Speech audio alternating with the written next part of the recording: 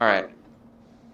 So let's start by kind of going through the basics that I have written out here. Theater.js is a brand new framework in JavaScript, and I mean brand new, for motion design completely in your browser. You don't need to install Blender, Adobe. It's not a product that you install. You write the code, it animates in the browser, you get a nice little GUI to do things. And so it's a cool tool for people who are in graphic design, who maybe want to get more into the front-end development side but are more familiar with graphic design products. This would be a great transition or a great thing to practice with. Their description is that it's an animation library with a GUI and animates the DOM, which is the document object model, WebGL, and any other JavaScript variable. And in its current state, this current version of Theater.js, it's basically in beta, maybe even alpha. It's only at version 0.4 or something like that. So when they say any JavaScript variable, that's really what they mean. It's pretty rough. You do a lot of the work yourself, but they give you some nice tools to make it a little easier. I'm sure as this product kind of progresses and gets more development, there'll be a lot more features that will make heavy lifting easier. So high-level overview. We mentioned motion design completely in the browser, GUI components on the screen to visually adjust animations. You can do the same thing with JavaScript code, but the GUI does give you a nice way to manage the state of your animations. I'm using Parcel.js for minimizing, bundling, compiling, and tree shaking. If you're not sure what any of that stuff is, that's totally okay, because Parcel.js is no config needed. You just point it at a starting point and include it in your starting script, and that's it. It figures out the rest for you.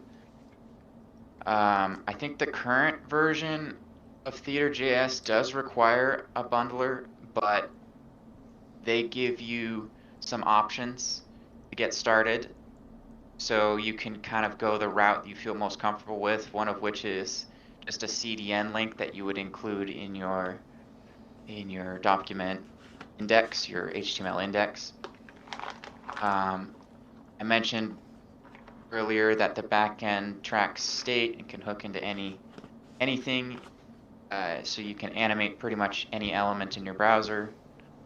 And after you're done with your work, say you want to share that project with somebody, the whole project can be exported to a JSON format. So you really have a nice set of things to work with. And there are some extensions that you can plug into existing React projects. We can talk about that after. So setting up. You'll first need to have a Git repo set up. We won't go through that because that's pretty basic stuff that you can Google on your own. First, these are the packages you're going to want to install. I use npm, so that's why I have npm install. You can use yarn as well. If you don't know what npm or yarn are, you're just basically a package manager for your code, and you would install it globally on your machine and then use it to manage your projects. You can do a little bit of Googling on your own. These are the scripts you would need to run once you've navigated to your project directory. You need to install these 3 items. You need to change in your package.json, you need to change your test and start script.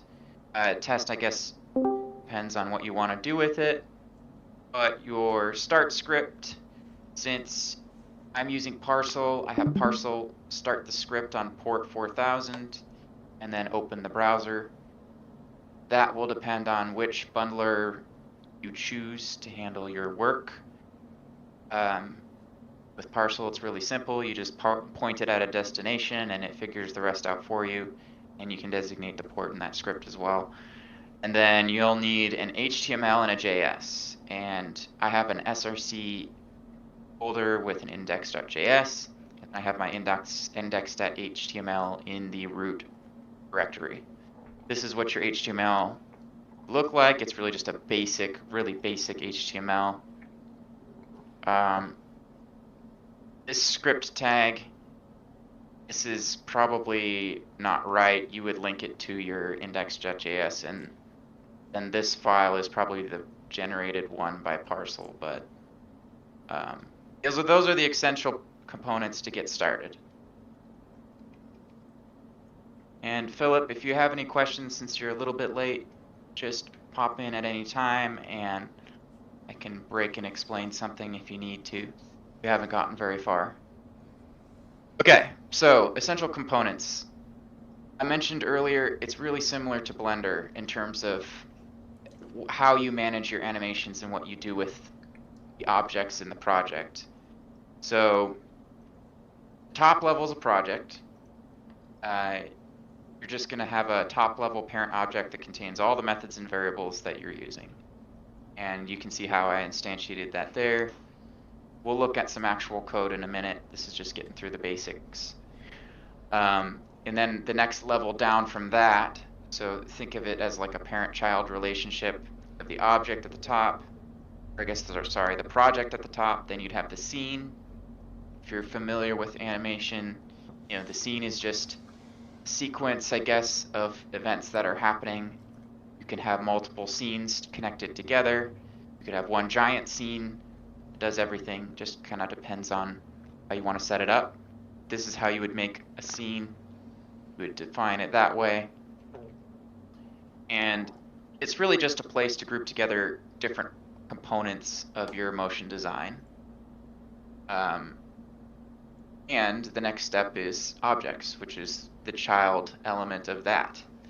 So an object, it's important to note, is not a JavaScript object. It is, but it's not a... I guess the better way to think about it is that it's a Theater.js object, because everything in JavaScript is an object, but specifically when we talk about an object here, we're talking about a Theater.js object. It's a nice little package that Theater.js manages for you. Tracks, reads, and allows you to listen to and react to changing values, and it contains all the properties you need for animation. And what you'll do is you'll hook that into an element on your page. So we'll go over this code in a minute. You don't have to try to read it all right away. This is just copy and pasted from what I already have. But right, the last part that we can talk about, we're getting into the code, is exporting and sharing. So once you've done all your work on the JavaScript side and you've got the animations set up to where you want them to behave in a certain way, you've got the sequences figured out, you know, you've got each little turn and motion the way you want it, and you've run it through a few times in the Studio GUI and you know it's good, you just hit, you'd export it using the button that they give you on the GUI, and it's saved to a file that's called state.json in your project. So you can actually see that file change as you export it, as you're working on the project. So this is a really handy thing to know once you're done. But let's get into some code. Enough talking. So this is that index.js as I talked about. We've got those initial steps to import the packages we need in scope. And this line here, we check to see if we're running development mode in Node, which is it's basically starting our server. If it is a development mode and not production, we start the Studio, and the Studio is just basically the GUI that we're using to handle the animations. We are doing basically exactly what I talked about in the slides, where we're creating a project, and we're creating a scene, which we're calling sheet, and then we're creating two objects, a circle and a box. Now you'll notice I gave it two JSON values. Sorry, I gave it one JSON object called position, and we have an X, Y, and Z, pretty self-explanatory. But it's worth noting that those don't mean anything until we attach them to an element, because obviously this is happening in the background with Theater, but we need to tie it to something on the screen. That's what this next section is here. We've got a box, which is just an element of type div. We give it some absolute CSS styling so we can see it on the screen. And we give it an event listener. So right now I have it as mouse enter. When we mouse over it then, it's going to play our sheet sequence. Now, we give it some variables here of how we want it to play. Range 0 to 6 is the time in seconds. Iteration count, self-explanatory, and the rate, how fast. Last piece to get our elements on the screen is just to set a timeout for 1 second. And this is actually in their documentation. I would prefer not to do it this way, but I guess what they're trying to do is have basically a on load, or when Theater.js actually loads on your web page. You don't want to try to fire this off before Theater.js is actually loaded, so that's why it's in a timeout. Their documentation, not mine. I probably wouldn't have done it that way, but that's just how they had it set up. All right, and then I guess this is probably a good spot to actually look at the project running. So before we get into the animation, we can see what it actually looks like. So right here in this browser window, I've got the project running. This is our circle. This is our square that we told them to exist in a certain position. When I mouse over, we've got a little bit of animation to them. And every time I mouse over, it resets the scene. That's pretty easy to do in JavaScript. So where's the GUI? This is the GUI right here. You can go to here, click on our scene, and we get this nice little toolbar here. We can also click on an object in that scene, and you can see I have the box and the circle here. And this little menu up on the top right gives us the properties for that exact item. Now, it might be kind of hard to read, but you can actually mouse over each of these properties. I have X, Y, and Z, and use your mouse to slide right and left. This is the box, and it's currently shrunk down really small, so let's do the circle. You can see when I slide right and left, the circle moves Y on the Y-axis and the X-axis. And then down here in this window here, we have basically our sequence, our animation scene. And each one of these little dots represents a keyframe in that animation. So if you're familiar with Blender, very similar process in Blender. You have a nice little toolbar that gives you sequence events in the scene. For each one, you can either add a breakpoint by right-clicking or delete. So say I want one at 4 seconds. I could add a keyframe there, and all I would have to do is change the properties of this, and it should add one in automatically. I'm actually changing the circle, not the square. This is actually the box right here. Let me move this into frame a little better. So the circle has an X and Y, and you can see the keyframe I just added. That's going to change something in the object's animation. And then one of the nicest things about this is it gives you a nice animation graph of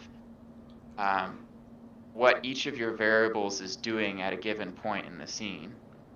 So each of those lines corresponds to a variable in your animation and where something is happening. Again, if you're familiar with Blender or the Adobe equivalent, you have all of this already. This should not surprise you. It behaves exactly the same way as Blender does. So I can change this part of the animation, this variable in the animation at any time. I can change the way the curve exists, like so. And you can change the length and the time of the sequence too. So I have it ending at 6 seconds, but all of that can be changed in the GUI. And so a lot of the work is all in here for what you're doing, and then you would just export it when you're done. So let's refresh for a minute. We bring this out of view. Here's the animation after some of the changes we made. Notice that extra keyframe that showed up, that little dip. So that's how the GUI works, and that's how you would probably do a lot of your work in motion design. This is a really basic 2D example, but let's look back at the animate code so you know exactly what's happening. So remember, we had a box and a circle object, and a box and a circle HTML element that they correspond to. So what I built was an animate method that is called when you hover those elements. So first thing that will happen is we'll hover over it, and it's going to play the sequence, and as the object values change, the Theater.js object values change, which is what this listener is, it's going to run that animate function. The animate method takes 3 parameters.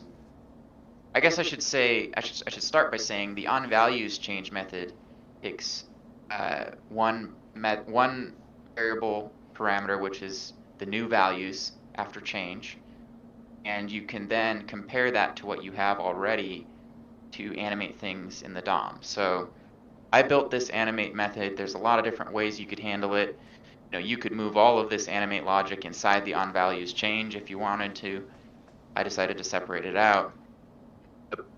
Some of the most simplest things you can do, if you think about it, is just onValuesChange. You're going to update the position of the HTML element. And that's basically what this is doing. You're taking the absolute position of the element, you're changing it, and there's a few other things that happen, like height and width change if there's a difference between the old and the new values z index. And I'm using z to determine size because it is a two-dimensional animation, so there isn't really a z index of something moving towards you. So I'm using, in this case, the z value to animate the size. And that's basically what this is doing here is if else is basically just recalculating the size if the z index has changed. Then, of course, we set the old position to tracking where it currently is. And that's the basics of animating something. You have Theater.js object, you have your HTML element, and then you have some method to animate it.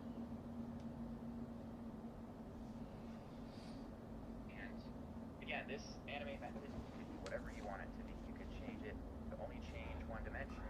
You know, you could have it scale differently. You could have a multiplier to scale at a faster pace.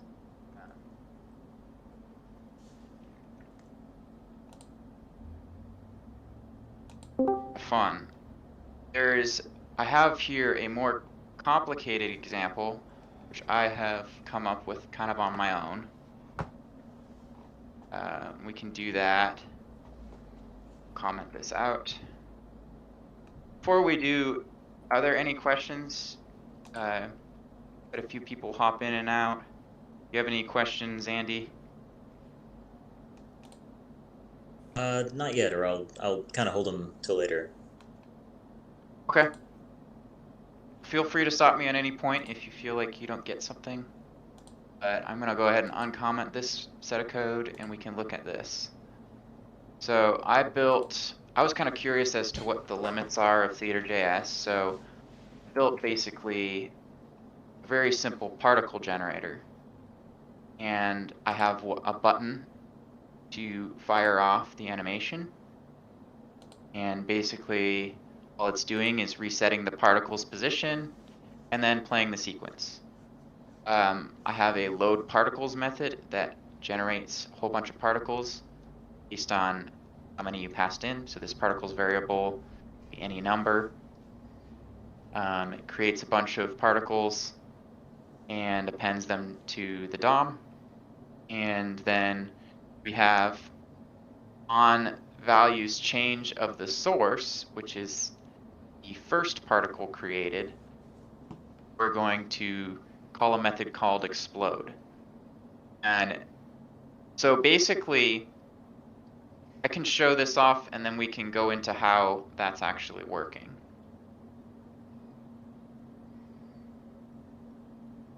Let's refresh.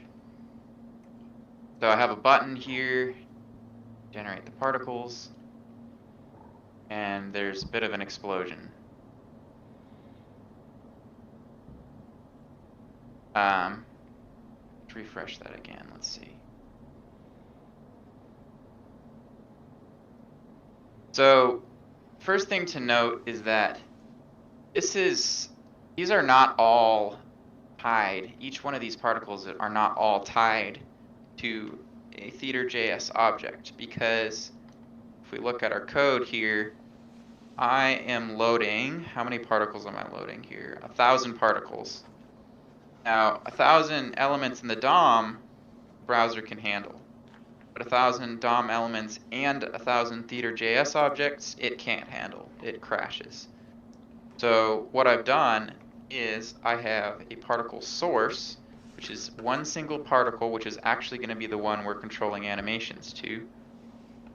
And it's going to have a position, and we're going to tie it to one Theater.js object. So, oh yeah, I highlighted those in the wrong order. This is the Theater.js object. This is the element. So this is all that's actually being animated in Theater.js.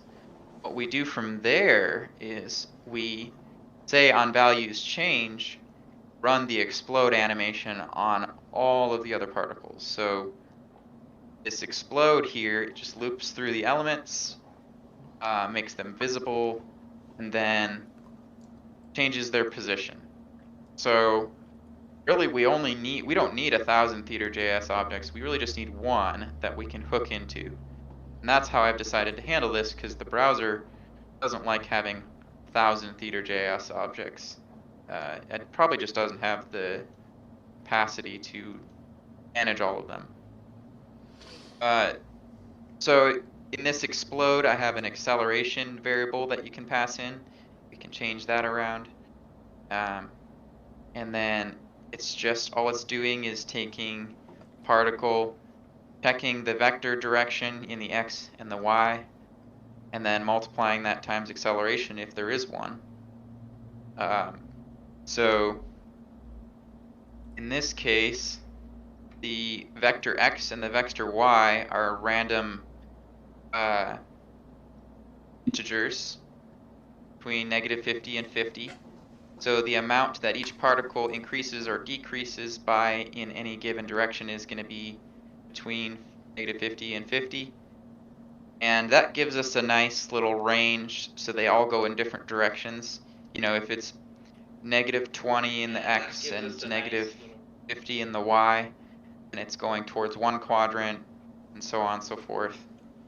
So that's kind of a neat little feature of this, is that each particle generated has its own vector coordinates, and it's going to change by whatever acceleration we gave it. And that's pretty much it. It's a pretty neat little function. We can see the animation before I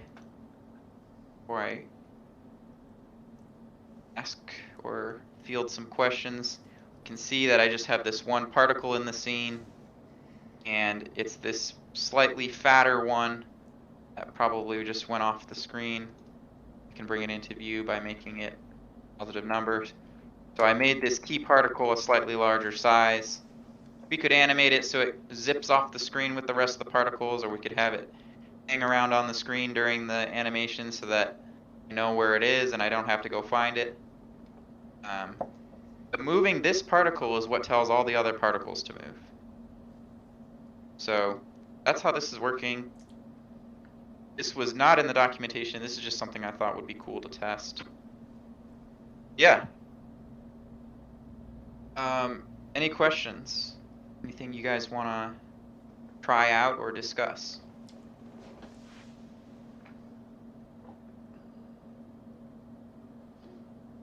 I guess my question is about the levels of interactivity. So, like, what kind of inputs could someone put in? So, like, if there was a slider that could manipulate sort of maybe one of the settings of one of the objects. Sorry, my vocabulary is a little lacking here.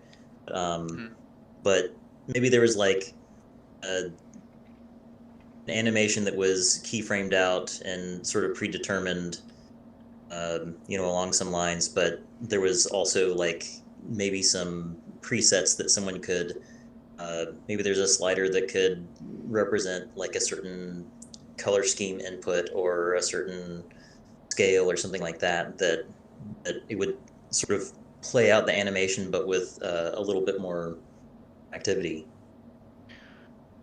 Right, so from the starting point, like you just installed vanilla Theater.js, you have to bake in those variables yourself. So like if you want something to change color, you would add a variable into the object called color, and on values change, you would have it change the color.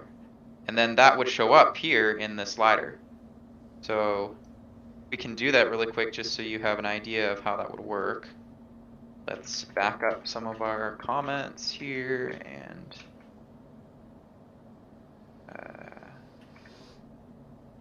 get back to the point here. So we have an X, Y, and Z on the box. We could add something called color and give it a value. The thing is, you would have to have an array of colors to change it with. Like you'd have to have a predefined array of different colors that you'd want to switch it. And then as the animation progresses, at a certain point it changes to blue and then to red and then to green or whatever. Whatever range of colors you had, you would just manipulate this and then tie it to a CSS property in the HTML element. So let's say this is blue and let's see. So the square we could do blue, and then in our animate method, which I commented out by mistake, we would just do the same thing.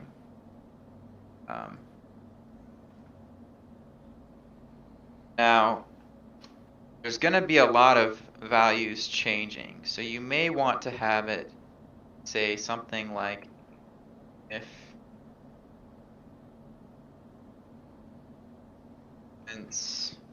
and get the time. But I guess I would have to look up the documentation to get the sequence time. If the sequence is 1, then you change it to red. If the sequence is 2, you change it to blue. Let's see.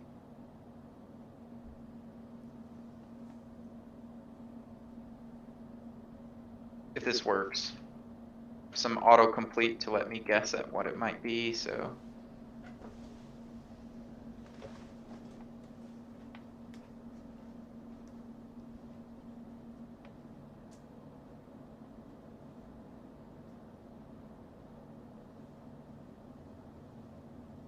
So this might not work because I don't know if this position, well, let's see, sheet.sequence.position. I'm not quite sure if this is going to be the right variable to look at, but give it a shot. It doesn't look like it was. So let me go on the documentation really fast and just see if there's a way to access that point in the sequence. And it looks like it's just sequence.position. So let's console log that out and see. If this at any point gets boring or you want to switch subjects, just let me know. Fascinating. Log this out. In fact, we could probably move it there so we know. So whenever this runs, we're going to see what the sequence position is.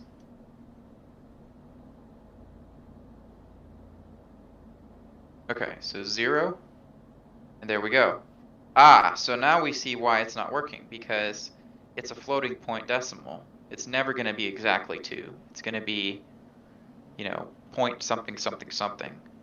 So let's do parse int. We can parse this to an integer.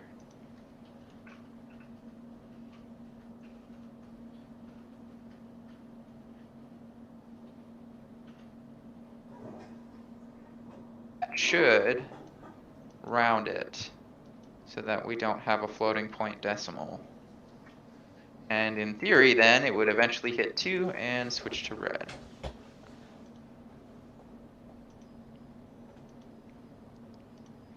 Let's just see how that works. Oh, it changed both of them. Oh, because they're both using the same animate method. That would be why. So do you understand the process we just did there? Yeah, basically, I think there's a lot of finer points. I've just got to kind of keep studying this, but yeah, that makes a lot of sense. So I understand you probably want it to change on a gradient, and off the top of my head, I don't know how to do that. I would Google it just like you, but I'm sure there's a way to do it. Like, you would just have a gradient range of colors, and based on the sequence's position, you're just going to change the color to that point in the gradient. So you just have a gradient that follows that. And that should be all that it takes.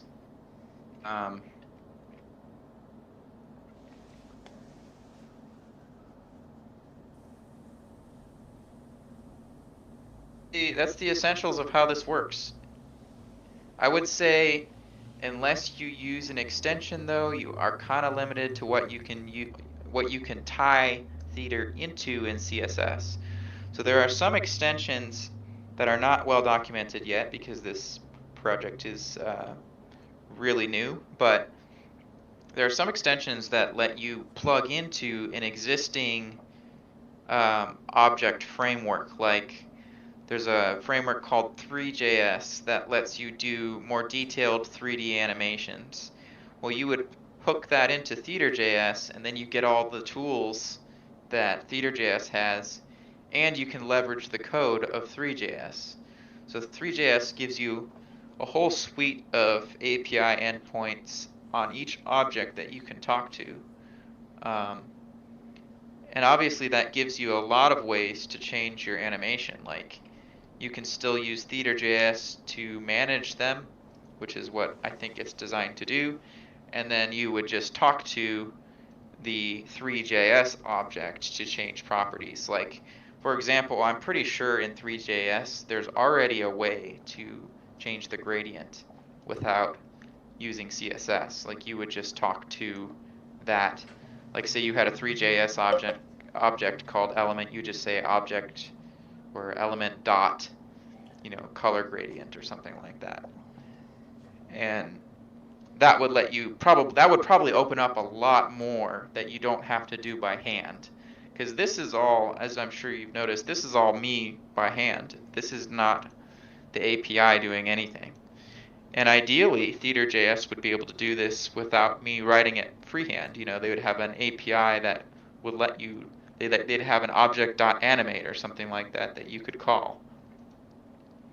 But it's pretty rough right now, and that's a really fun thing if you want to dive into the code yourself and develop stuff. And I think in your case, since you're learning, that's a great way to learn, because you already you're already into the sort of the graphic design side, and this kind of pushes you to write some of the code yourself. So you'd get to do a little bit of both and learn along the way. I think that's the I'm not to the point of using frameworks yet, so I'm still just trying to grasp and get my most basic code to function. Okay, so let's look at their documentation so I can give you a good starting point. Here's their guide. As you can see, there are only 3 sections in their guide and not very many entries because it's a new project and they really don't have a lot flushed out yet. However, they did recently add, let me see if I can find it. I think it's under Quick Start. They did recently add a way that you can just drop it into a project. So if you have an HTML document already ready, you don't have the bundler, you don't have NPM, you don't have any of that stuff I talked about, you can drop this script tag into an HTML document, like in your index.html, and they have a CDN link they're importing. So like a link that delivers you that package already. And then you can just get started. So this is probably the fastest way to do it. This is the traditional script tag. This is the JavaScript ES6 version. Either one should work in your browser, but yeah, for you in particular, this would probably be a great way to get started. Just copy and paste this into your project and start playing with it. You could write code right inside this script tag here. Nice.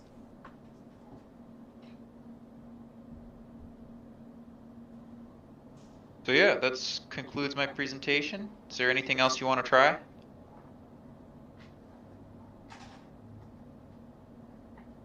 I think of a lot of things that I want to try, but I also I think it all kind of comes down to me just needing to put my hands on it and do a little more research. I think I like that you tried to kind of push the shit as far as it would go, and Yeah.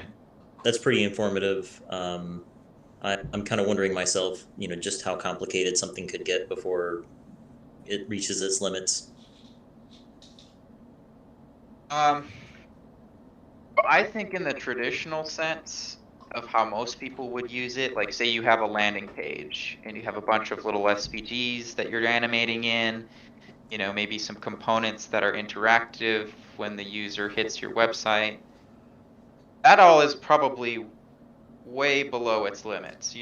That's maybe what 10, 15 objects that you're animating, not a big deal. I think when you get into the range of hundreds and thousands of Theater.js objects is where it starts to break apart. And I seriously doubt the average developer is ever going to hit that. You're welcome to try. In fact, let me uncomment this and show you what happens when I max it out. So we'll quiet this. Right now we're doing 1,000 particles, but if I step it up to 3,000, watch what happens. We'll refresh. The browser really can't handle it. Like you saw them animate, but they're pretty much happening all at the same speed because it's calling that animate method on every change, and for 3,000 particles to update based on that is way too much.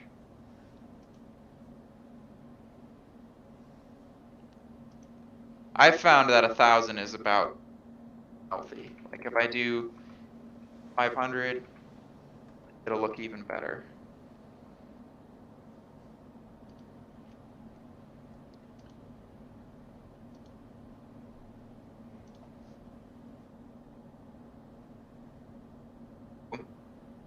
It's definitely got its quirks. It's totally new.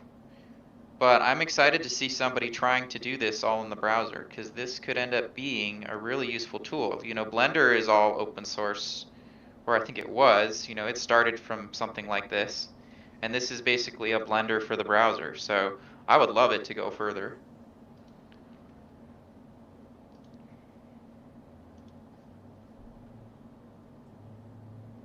Oh, this one. I think this is a really good direction to go in. Yeah. And one other thing before we close out, I'll show the extensions I was talking about. So they have, under further reading, I believe they have some extensions you can check out. As you can see, it's really limited. Rolling your own, which is basically what I did with the particle generator. Or they have a Theater.js React 3 extension. I'm sure you've heard of React, you know what that is. And then I already explained that Three.js is kind of like animations from the programmatic side in JavaScript. Well, they built a React 3 extension that plugs directly into Theater, but there's really no documentation. They say it's not yet documented, and so you would just have to fly on your own. You download the extension from GitHub and fly totally on your own. But this is probably where the project is going, to something like this. As you can see, he's got a much more complex animation, and that's all all those objects are being handled by Three.js and not Theater. Theater just gives you the tools to move them around.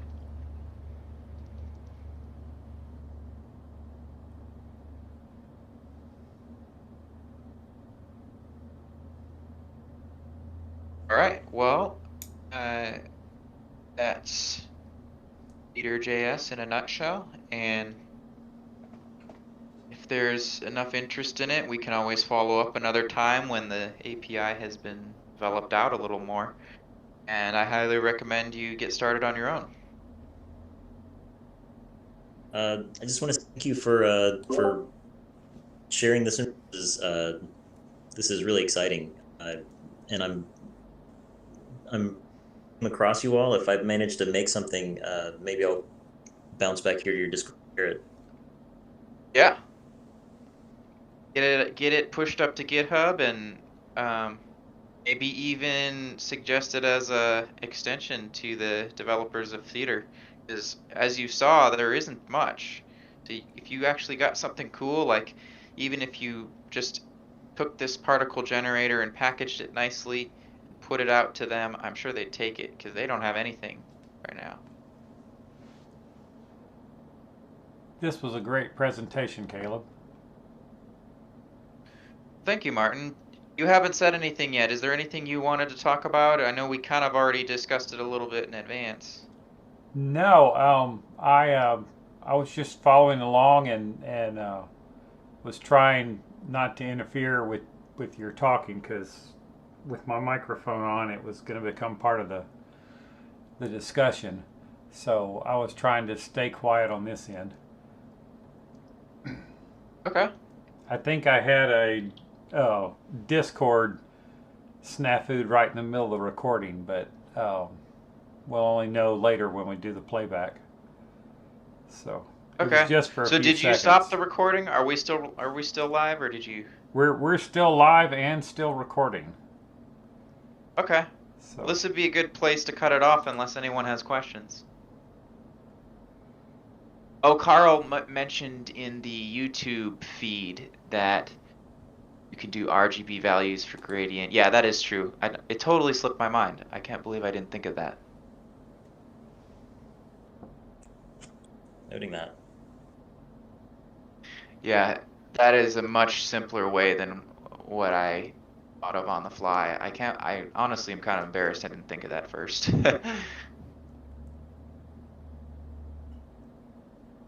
Yeah, the point of this framework is to be able to do anything with it, and that's kind of the state it's in now. You can do whatever you want with it. You just have to roll your own. You write the code yourself. You mentioned a recording. I'm sure that I will go back and rewatch a lot you covered. So is that something that would be available later?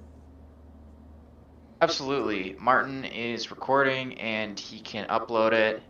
Maybe cut off the last 5 or so minutes where I'm kind of rambling, but You were fine. Oh, but yeah, we'll get that recording up there, and you'll find that on the Central Arkansas JavaScript there on YouTube. so it's worth noting I brought this state.json up because we talked about it, but I didn't show it. This is the state of your animation, and when you click export, it's going to change all these values. And then this is what you would save somewhere, or hand off to another developer who's working on the same project.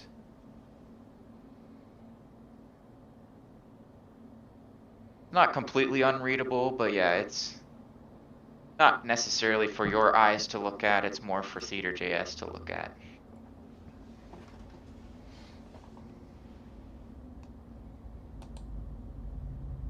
All right. I just once again thank you both for letting me sit in on this. No problem. I know we had a few viewers on YouTube as well,